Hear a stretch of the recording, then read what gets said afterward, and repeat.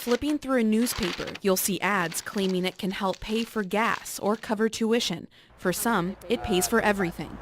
So you made $35 to sit in a chair for 45 minutes. 45 minutes. Up in my hand. And that was actually really easy money.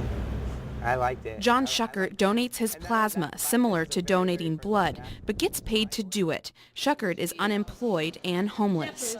The homeless are not allowed to donate, and plasma centers in Gainesville have tried to stop them by asking for something the homeless shouldn't have. And proof of local address within 65 miles of Gainesville. Schuckert uses his grandmother's address, but lives at a shelter. So do you feel like you're cheating the system at all? I feel like it's not a cheating. I really don't think that they should discriminate on people that really need money, you know, that are healthy and can actually donate. So I don't feel like I'm lying because, you know, as far as family goes, that is still my residence. I just don't stay there because she's got extremely too many people in there. Schuckert donates twice a week and contributes to what NuCep, a science company that sells blood and plasma products, reports to be a nearly $12 billion global industry.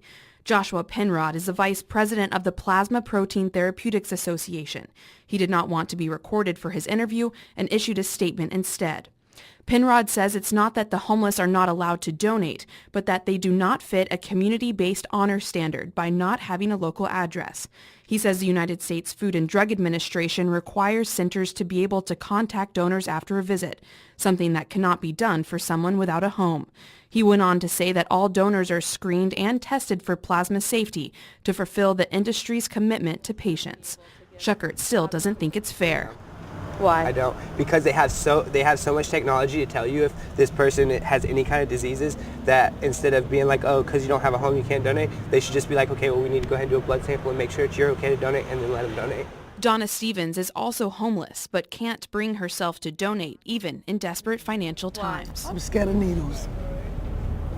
I have a claustrophobia for needles. For those not afraid, the exchange rate for their blood is worth the prick. Leah Harding, WUFT News.